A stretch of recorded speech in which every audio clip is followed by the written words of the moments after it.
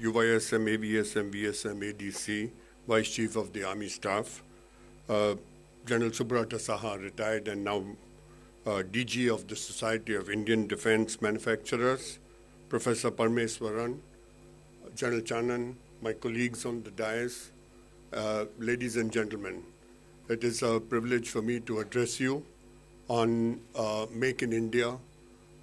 We've had a very active supporter on Make in India, and that is none other than General Subrata Saha when he was in service. In fact, the Army Design Bureau was one of his brainchilds which he has nurtured, and I'm very, very happy that General Sarachand is taking that infant to maturity by his very presence on the dais here. Defense manufacturing is one area which can guarantee sustained growth, industrial growth in the country. And there's a key word here, sustainable. That sustainable ability comes from innovation, because you need to stay ahead of the competition. And innovation is basically application of basic R&D. So it falls into place. You have basic R&D from which innovation comes in. And as my colleague Mr. Patil said, the word we have in India for innovation is jugaad. But most of that jugaad is not backed up by R&D. And therefore there is no, you can't take that forward, you cannot commercialize it. Least of all, you can't give it in the hands of our soldiers because there is no durability, and that can fail at any time. So when we are dealing with the defense forces, we need to think jugaad, but have solid R&D behind it so that it is sustainable not only for manufacturing, but it puts our defense forces ahead of competition. And we don't have to depend on imports anymore, which is basic of IDDM projects. And it's extremely comforting to know that the Indian Army or the Indian MOD is supporting Indian design, developed and manufactured as the prime way of bringing, purchasing equipment for the armed forces. And in that journey of IDDM, it is not big companies only that can come up with IDDM products. The small MSMEs who are specializing in niche technologies get aggregated by the system or system integrator. So if you have a big system or system integrator like a Larsen & Toubro or a Tata Motors, we will depend on MSMEs like you to bring in innovative technologies. And what we will do is we will commercialize it and present a solution to the defense. So from products, we're talking about solutions.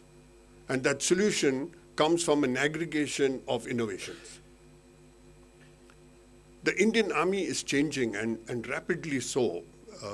I can see now problem statements being printed, problem statements being put on the net. So they've come out of this reticent mode that they were in. Everything was top secret, and industry didn't know what they were up to. Now they have opened up. It's time for us in the industry to respond.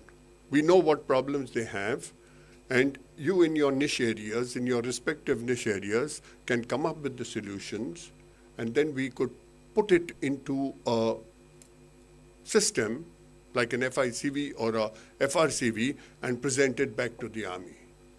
But the problem statement is basically to create a military industrial base. Because some of you will want to know that I want to get into defense, but you don't know where to start. Now the Army Design Bureau has given you a head start. You don't have to do crystal ball gazing or staring at the stars. You have a problem statement right in front of you. And that is a fantastic start to anybody who knows that if he wants to get into the Army, he's got the state problem statements in front of him, work towards those innovative solutions, and present it as a system through the system of integration to the Army.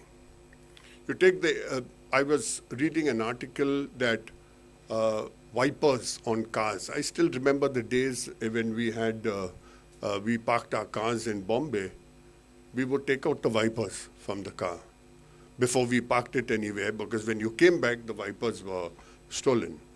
Now there's nano glass that you don't need wipers. So that's an innovation. Somebody did R&D, basic R&D. Now putting it on the car to solve the problem of wipers itself. You don't need wipers, you don't need the motor, you don't need anything more. That's a small example of how basic R&D can get converted into a solution and then get commercialized in form of a system that goes to the armed forces. So there is only one risk here. And the risk is, will the army purchase after the solution is given?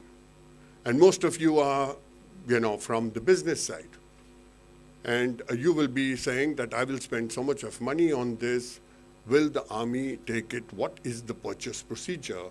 And there's a risk there. But I think with the presence of the vice chief on the dais, I think we can forget about that risk. The army is now dead serious that they are going to find a way to purchase IDDM products.